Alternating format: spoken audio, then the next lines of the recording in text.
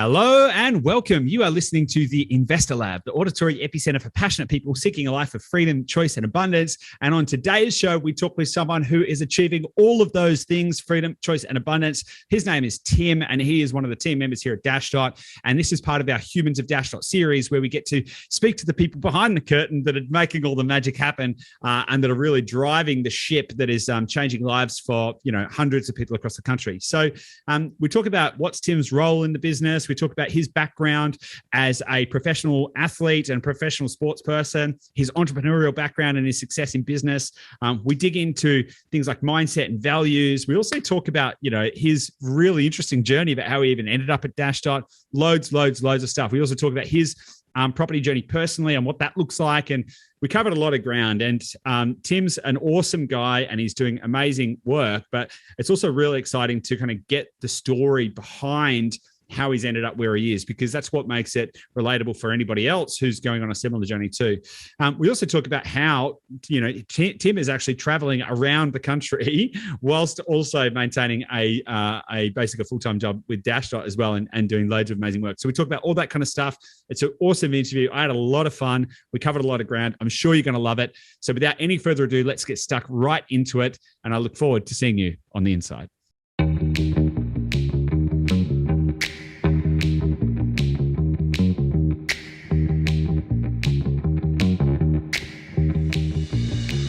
Hey guys, welcome back to the Investor Lab. You're joining me today with one of our team members, Tim. Now, this is part of our Humans of Dashdot series where we expose the people behind, the amazing business and amazing results that we get, which is actually the business that fuels the Investor Lab podcast. So this is an opportunity for us to dig into the human side and see who's actually back there making it all happen. And so, as I said, joining me today is Tim Keating. He's one of our core team members. Tim, welcome to the show. Thanks, Goose. It's great to be here, mate. I've been a long-time listener, first-time guest, and I hope that I don't stuff it up and people stop listening to this podcast. Mate, I'm sure you're going to be just fine. So there's an interesting story there because obviously the way that we first met was actually you. I think you maybe had been listening to the podcast already, or I had reached out to explore working with us on the client side. We'll come back to that a little bit though, because I'm very interested digging into that because there's some cool stories to unpack there. But for those of you who don't know, well, for the listeners who don't know who you are, which is going to be everyone, I guess, why don't you give us a little bit of backstory? Tell us a little bit about yourself. Where you're from? What do you do at Dashdot? Tell us a little bit about who you are. Yeah, cool. Well, I'm from Port Macquarie, New South Wales, sleepy little coastal town. Grew up there. My family ran a sleuth of businesses. We had Port Macquarie camel safaris. So I grew up on a camel farm with camels in the house and all sorts of stuff. Nice. We had a few takeaway food shops and Dad was out selling tomatoes in his red shirt around town and just grew up in quite a unique entrepreneurial family there. Spent a bit of time overseas in America chasing the college basketball scene and dream. Yeah, because you were a professional basketball player for a while, right? Yeah, sort of on and off for I guess the best part of 15 years. Had a couple of stints overseas and in Australia, and then most recently was sort of just working my way across Asia in the half-court basketball world, the 3-on-3 world. You might have seen it in the Tokyo Olympics. Yeah, is that an Olympic sport now? 3-on-3. It is. Yeah, it is. So interesting because they've had full court basketball in the Olympics for some time, right? Yeah, correct. Yeah, so 3-on-3 is a urbanization of the game, and Tokyo was one of their main priorities was to make it more urban and new and hip and with it. So 3x3 got added as an Olympic sport, and it was awesome. Amazing. Are you kicking yourself that you're no longer pursuing that dream? You could have been in the Olympics. Well, there's a few steps between me and the Olympics, that's for sure. Definitely, I wasn't on that peak level with the top guys in Australia, and unfortunately, Australia didn't qualify anyway because only accepted 8 teams. So, yeah, got it. Okay, so you grew up in Port Macquarie in an entrepreneurial family, lots of different stuff going on. You pursued a career for, at least semi-pro or pro in basketball. You were pursuing that for a little while, and then you ended up in Townsville, basically, right? So tell me a little bit about that. How did that happen? I was living in Texas, in the States, and I was looking for an opportunity and a pathway into the NBL. And Townsville Crocs sort of had that opportunity. So I snuck in there in 2008. And I actually got really sort of worn down physically and mentally. And I actually quit playing after my second year in Townsville. Yeah, right. So I just sort of knuckled down and finished my uni degree, which was a Bachelor of Clinical Exercise Physiology. Took me 5.5 years and 4 universities to graduate because I was on the move so much. How long should the course have taken? 4 years. Yeah. So an extra year and a half because you lose credits every time you transfer. Yeah, right. And then, after I finished up in Townsville 2008, wife and I moved to Hamilton Island. We worked there as activities attendants, doing quad bike tours and golf driving range and go-karts and all that sort of stuff. Mm-hmm.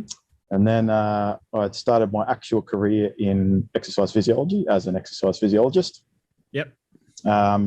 Did that for about 10 months for a company, and then I bought that company. And I then started 2 other clinics up the Queensland coast, and sold them back a couple of years later. We're working on Hamilton Island as activities attendants in quad bikes and go-karts and golf driving range. And then I moved to Hervey Bay and started my actual career as an exercise physiologist. After about 10 months of doing that, I bought the business that I was working for, started 2 more clinics up the Queensland coast, and then sold it back to the company that I bought it from in the first place. You must have been earning pretty good coin as an exercise physiologist to be able to buy the business after 10 months. It wasn't too bad. It was commission-based, so the harder you work, the more that you earn. Yeah. And then, we took off overseas for about 12 months, and I played a little bit in Europe. And then we went back to Canada and did a ski season, returned back to Townsville again and started my most recent business in 2015. Ran that for 4 years and sold it in 2019. And after that, just played basketball all around the world for a couple of years. And as I am now, as you can probably see for the viewers, I'm in a caravan. And my wife, Tish, and I have been traveling around Australia for coming on 18 months. So I just work remotely from, it's great. The way that Dashdot is, you're allowed to, have freedom, choice, responsibility. Yep. And working remotely from wherever I have good internet around Australia. Yeah, totally. That's awesome. So tell us, for the benefit of everybody else, what do you actually do at Dashdot? It's all well and good. Everyone's probably going, what? I can travel around Australia in a caravan. I want to go and get a job at Dashdot. And so for those listening, we do have a work from anywhere policy, and we encourage, all the values we espouse of freedom, choice, abundance, all of that kind of stuff. We want that for everyone, right? So that also extends to our team. But Tim, what do you do? What's your job? What do you do at Dashdot? Well, my job title is quite long, but it's acquisition assistant team leader, relationship manager, and I can't actually remember the third part of it. But essentially, I'm the team leader of a group of property researchers that get out and about and find properties across Australia for our clients. I just assist the team to make sure they're firing on all cylinders, and I work on our off-market pipeline listing as well. Yeah, awesome. Okay, so are you the one that's responsible for all the properties we get for our clients? Like, how does that work? Tell us a little bit about that. So, basically, we work off the client's brief and what they're chasing.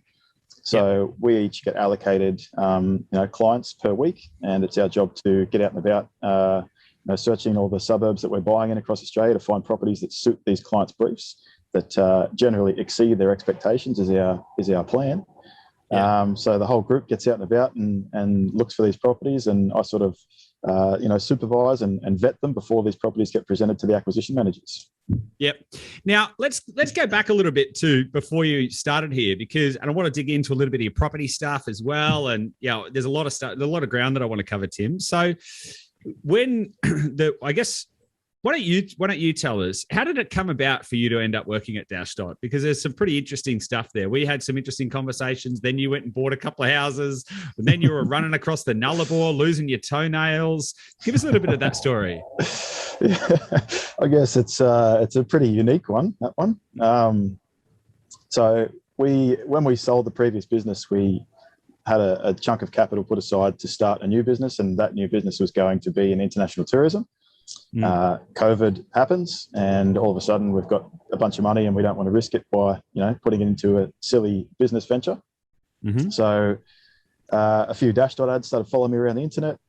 I filled out some forms, watched a couple of videos, got very interested because I'd been trying to find this whole cash flow positive investment properties that people were telling me didn't exist.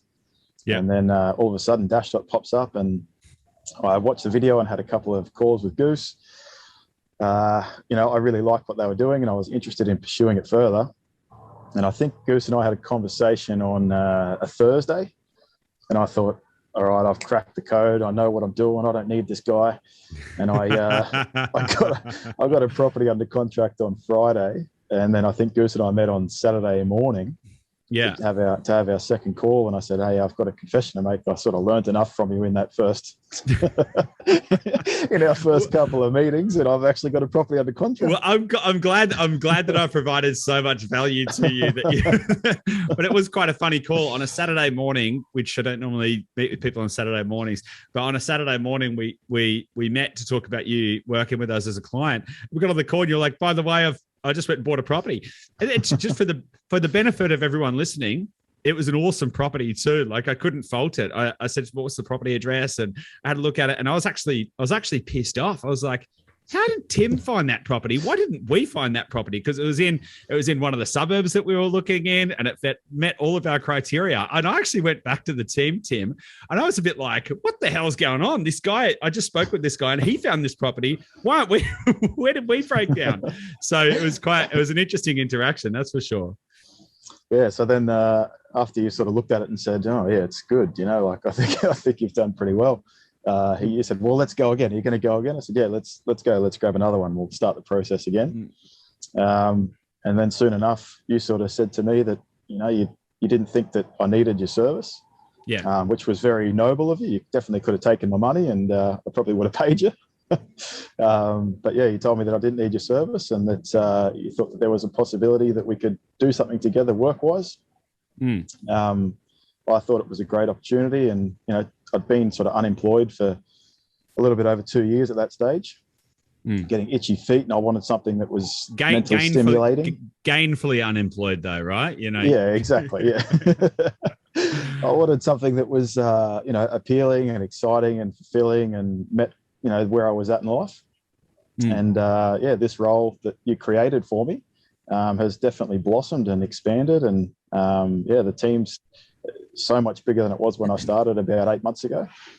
And just super stoked that we took those couple of calls, and I'm actually on board with the team. Yeah. What I love about it is I didn't actually offer you a job, right? I just sort of said, look, there's probably, it feels like there's some kind, like it feels like a good fit. I don't know where this is going to go, but hey, let's just keep in touch kind of thing. And then you ran across the Nullarbor, right?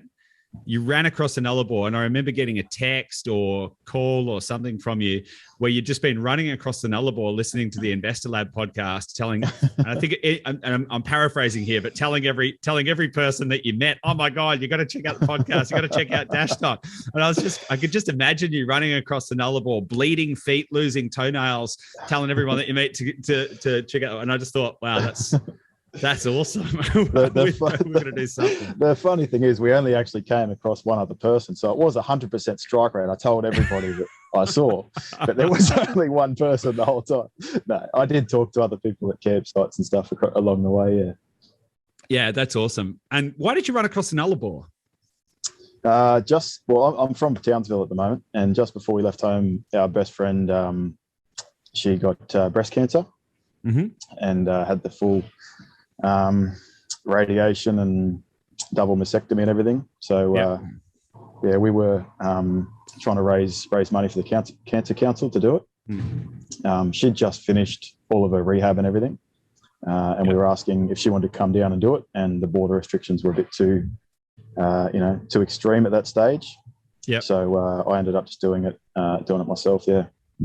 Yeah, awesome. And how was that experience? It was really good, actually. It sort of, it definitely had waves of emotion. The first couple of days I was just running, and, huge road trains would go past with massive pieces of equipment on them, and you're thinking, wow, like this is amazing. Like how lucky am I to be able to do this? This is like, to be physically able to do it, and to just be experiencing Australia and doing it for a good cause, and just cruising along thinking how good it was. And then the second day was great as well. The third day my toes were swollen, my toenails were peeling back. So I was running 30 k's a day, so my toenails are peeling back, and I've got crazy DOMs, and my legs are sore, and I've got blisters galore. And yeah, by the end of the third day, I said, I can't do tomorrow. I need a break. I just had to, as vulgar as it sounds, I had to pierce the blisters and pop the toenails and release some pressure. And then I ended up running the rest of the way in thongs because I couldn't stand wearing shoes anymore. So how many days did you run in thongs? The last, it was about, I think it was 2.5 days in thongs. But I'm just running across 90 Mile Straight, and there's people going past going, "Are you okay, mate?" And I'm like, "Yeah, I'm fine." And because they can't see Tish in the car because she's a few k's up the road, I've got no water bottle. I'm wearing thongs, and I'm just running up the Nullarbor with a fly veil on. And they say, "You sure you're okay?" I say, "Yeah, I'm fine." So right. Oh, that's awesome. I've been on that stretch road. I've got good optics on what that would look like. That's fantastic. Okay, cool. So you ran across the Nullarbor, and then we decided to start working together. And you've been able to have a huge impact on the business, but also more specifically, a huge impact on the lives of our clients. Whilst you've been able to travel around Australia, which has been, I think, really cool. And it's something actually I'm really proud of, that you've been able to do that. It gives us the opportunity to go, okay, well, how do we all collectively live our best lives now, not just delay our best lives to later? So I think that's something I'm personally, I really love about, the fact that right now you are in a caravan in the middle of, I don't even know where you're at the moment because you've been traveling. I'm in Darwin at the moment. Right. Okay. There you go. Yeah. There you go. So I'm interested to know though, what are some of the things you've learned since working at Dashdot, particularly around like properties and stuff? And I'm interested to know what you've learned since we started working together. And then I'm also interested in how that has shaped you and your own portfolio, because you're a pretty active investor as well. I mean, I don't know where to start in terms of what I've learned, because it's just endless. The data that we have as a business, and the access to resources that we have are just out of this world. I don't think that there would be any other organization that has access to the amount of data that we do, given the data science team that we have. So trying to replicate what we do myself would be impossible. I think the resources that we have are just out of this world. I can't exactly put my finger on one thing that I've learned, but I guess if I had to, it'd probably be location is, 90% of the battle, and finding that right location. And, we have access to all the tools that can put us in those right locations. And if somebody's going in blind and that's how I was for half a year, looking around, asking everyone I know, where should I invest? And they're saying, Sunshine Coast or Canberra. And I'm thinking, I don't know anything about these places. Who can I ask that's going to give me this information? So probably the biggest thing would be surrounding yourself with a team that's done it before. Would be the biggest thing I've learned. Yeah, and it's interesting you say about location, because when you say location, a lot of people think it's just suburb or region, but actually, as you would know, because your end of where the search process is, we sort of say, hey, here are the suburbs, right? Because we've worked that out with all the research. But when we get down to actually looking at properties, the street level analysis is like, because that's actually, I think, probably, finding the right area, yes, but then also you could easily buy the wrong property in the wrong street as well, right? And so understanding that from a location perspective is pretty fundamental, I think, too. Oh, 100%, yeah. Yeah. So how's this experience shaped your own property investing? Or because you came when we first started talking, as we mentioned, you bought a property, and I was like, well, what are we doing? And then you went and bought another property. I might have let slip on maybe where to start looking. And then you went and bought another property, which again was a screamer. It was a really great property to buy. How's your journey as an investor shaping up now? Yeah, it's actually going really well. We're about to go unconditional tomorrow on another property. Yeah. And as we call them, sort of, accelerator properties that are, high yield residential. So this one's a really good cash flow property for us. And, realistically, 12 months ago, where I was compared to where I'm going to be when this one settles, is just two complete different worlds apart from each other. Like the amount of cash flow that we're sitting on as a result of the purchases that we've made with Dashdot's resources and help. I don't know where I would be if I didn't have Dashdot's help basically and assistance with this. But it's definitely changed our lives for the better, 100%. Oh, that's awesome. That's awesome. Yeah. One of the things that we, just for the benefit of the listener, one of the things that we do with all of our team is that when people are working within our team, which has grown, as Tim mentioned, quite a fair bit, all of our team members get access to all of our services for free, right? And the reason that we do that is because all of the things we talk about, wanting to change the world, helping people to create a life of freedom, choice, and abundance. This is the stuff that we want for everyone, not just for the clients that we serve, but also for the team involved. So it's really super awesome. It's super awesome that you're able to continue to evolve your portfolio and continue to lean into that. So, mate, that's awesome. I'm interested in kind of shifting the conversation a little bit now. Why do you even invest in property? Like, what are you aiming for? What's the goal for you? What does success look like for you? It's probably a good angle to take. Success for me is being able to do what you want, when you want, and winning at it. So I'm very competitive, and I don't do anything by halves. I just sort of go into everything gung ho. Yep. And if you ask people close to me, they'll say that he just does whatever he wants. I have an open mind, and I believe anybody can do whatever they want to do. You just need to ask the right questions at the right time to the right people. Mm-hmm. So success for me is just being able to do what I want, when I want, with whom I want. And, I'm in a really fortunate position. And without sounding, on top of myself, I don't need to be here. I don't need to work for Dashdot, but I love it. And that's why I'm here. It's just an awesome community. And, I want to work for Dashdot. I love doing what I do. That's, to me, like I'm successful right now because I'm doing what I want to do. I'm in a caravan. I'm around Australia doing what I want to do, when I want to do it, and with my wife, who I want to do it with. Awesome. You just got yourself a pay rise, Tim. That's fantastic. No, that's awesome. And I'm interested to link this back. To your entrepreneurial journey, right? So you grew up in an entrepreneurial family. Now, a family of business owners who had multiple different ventures. You then went and did that yourself as well, right? So you did a couple of businesses, all of that kind of stuff. And now you're working with Dashdot, and it's awesome. So I'm interested to understand like what lessons you've learned from entrepreneurship that have maybe shaped part of your property journey or anything like that, because there's a lot of challenges, a lot of personal habits you have to build up to be successful in business, of which you were successful in business, then sold the businesses. So you've obviously done something right.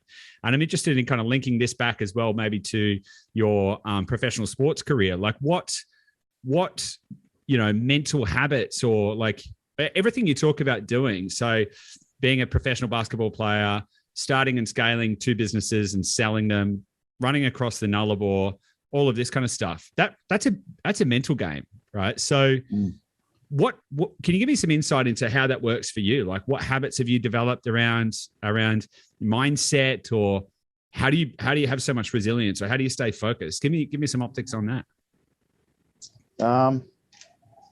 I guess most of my habits, my mum was a triathlete as well. So I got a lot of work ethic and, like a training mentality driven into me as a kid. Yeah. I also had a particular coach called Stephen Jackson, who's an Ironman and he does these ridiculous ultra marathons. Yeah. And he used to be my personal basketball coach. And he cut me from the under-16 state team in New South Wales at the last cut. And I said, why did I get cut? And he said, oh, you got cut because of these reasons. And he said, but you've got more potential than those guys that got in ahead of you. They're just better than you right now. And you need to put in the work to get better than them. So you can be better than them. You just have to outwork them. And he used to rock up to my house Christmas Day, birthdays, Easter, Boxing Day, New Year's Day, every day that other people weren't training. So that was my chance to get ahead of them. And I sort of took that mentality into my professional life as well, where if you're outworking somebody, if other people are resting, that's your chance to outwork them. Yeah. So that's a big part of it. But then I think also it's surrounding yourself with the right people in your team that have done it before, that know what they're doing, that you can ask the right questions to. So I think I've been successful in sport sport is a hell of a lot of it's on your own shoulders. But in business, you have the ability to rely on other people and ask the right questions to those people to give you the information that you require. So I think I've just been sort of lucky to have a great team that I can ask the right questions to. Yeah, cool. Yeah, I like that. I like that. So, yeah, because success isn't built alone, right? You've got to have a team of people that you can, get guidance and advice from along the way and to shape that up. But it does come down, you have to have a solid work ethic, because you can get all the advice in the world, right? But if you don't have the level of resilience and commitment and tenacity to be able to see all that kind of stuff through, then you're not going to get anywhere. So it's kind of a double punch. What is the sum of, or maybe the biggest failure that you've had along the way that has shaped the journey? Biggest failure. Or any kind of like sliding doors moment where, that sort of set you off on a different path or anything like that. Because there's usually something. I guess there's a sliding doors moment. There's probably a couple. Probably the biggest one, and like sport has completely changed my life, and I've learned so many lessons from sport that are relevant to every other different aspect of my life. So I think the biggest one would have been, I was in grade 5 and I went to the movies with my dad, and I was a bit of a, like a farm country kid. I didn't really know where I fitted in. I didn't play in any sports teams. I just had a motorbike, and I played with camels and tried a bit of this and a bit of that. I went to the movies with Dad and I watched Space Jam with Michael Jordan. And instantly I was like, whoa, I love this guy. I want to be this guy. This is me. This is what I'm doing. And I just went and signed up for basketball, and then that just developed from there. And from that moment, I was just 100% locked into that. And I guess I just learned so many lessons about, teamwork, mateship, resilience, work ethic, all that sort of thing throughout my junior sporting life that I've taken into adulthood. Yeah, nice. I love that. And I'm just thinking through your journey, and I'm like, okay, cool. It's all the tapestry is starting to fill in. At what point did you actually specifically get interested in real estate investing? I've always had like an inkling to do it. But the time for me wasn't right. I didn't have the knowledge, the know-how to get into it earlier. We bought our first house in 2013.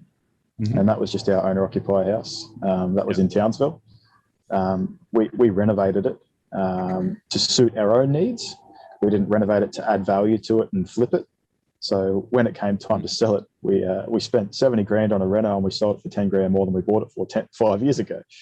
So we lost about 60 grand in 5 years of our lives, but that's all right, because we weren't doing it for money. We were doing it because that's what that's the house that we wanted to live in. And then we bought our new principal place of residence in 2017. Yep. And we knew when we bought that it was a terrible financial decision, and it was just a straight up, we're doing it because we want it, we love it, and it's our dream house, and we'll probably own it forever.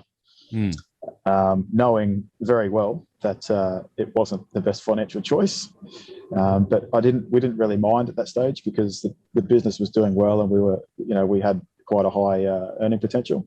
Yeah. So investments were not at the forefront of our mind, but definitely in the last probably 18 months is where that property investment things really come into play, because we couldn't start the business that we were hoping to start. Yeah, interesting. Yeah, if I remember correctly as well, one of our early conversations, you were talking to me about your principal place of residence, and you implied that it wasn't a good financial decision, and it probably wasn't going to grow, and all of this kind of stuff. And I do remember sort of saying, "Well, Tim, I don't know. Keep your eye on it. I think you might be in good nick." And that, Yeah, I think that's the prediction that was going to go kind of came true. I think, didn't it? Yeah, it did. We had a valuation the other week, and it has gone up, which is great. Yeah, that's good. And we've got tenants in at the moment, and it's cash flow positive, so we're happy. Awesome.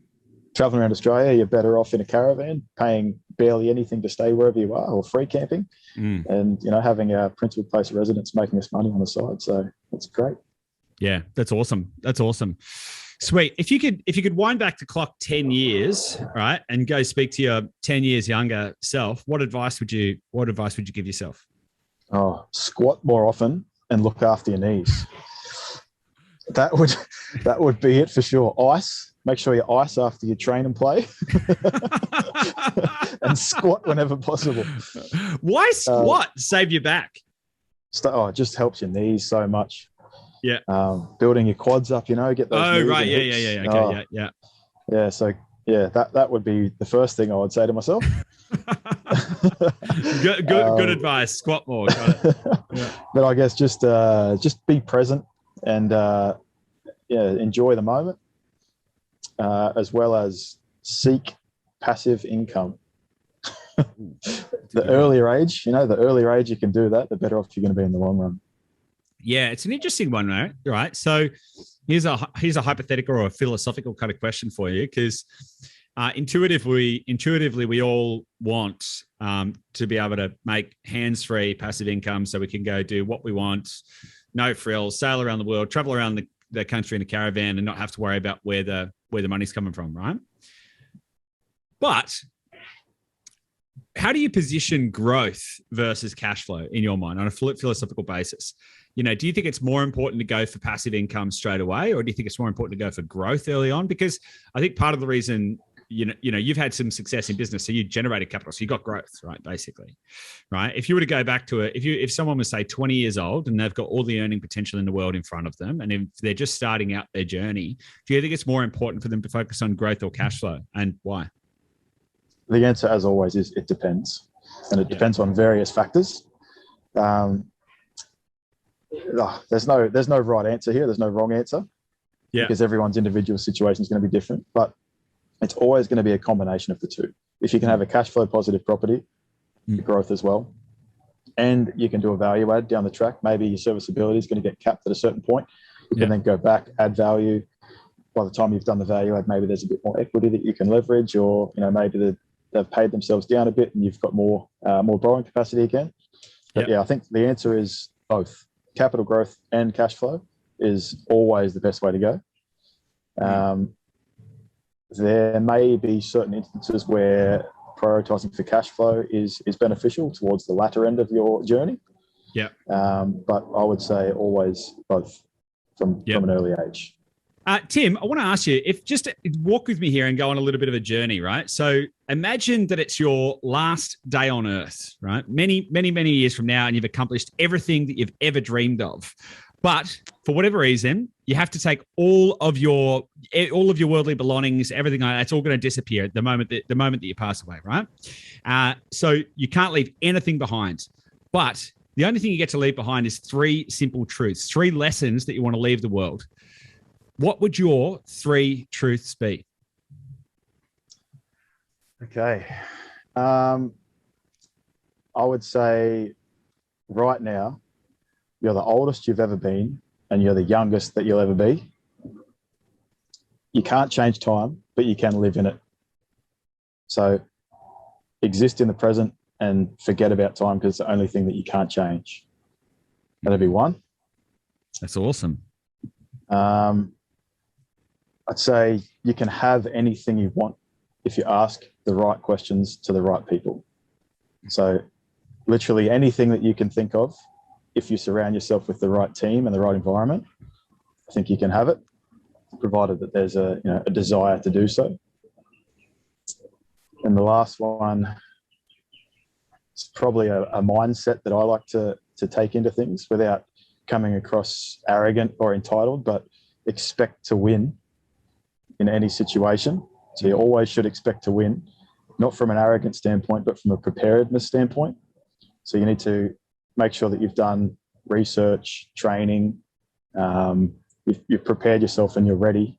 You've learnt from your losses. And at that point, when you've got all those things under your belt, you can walk into any situation prepared to win.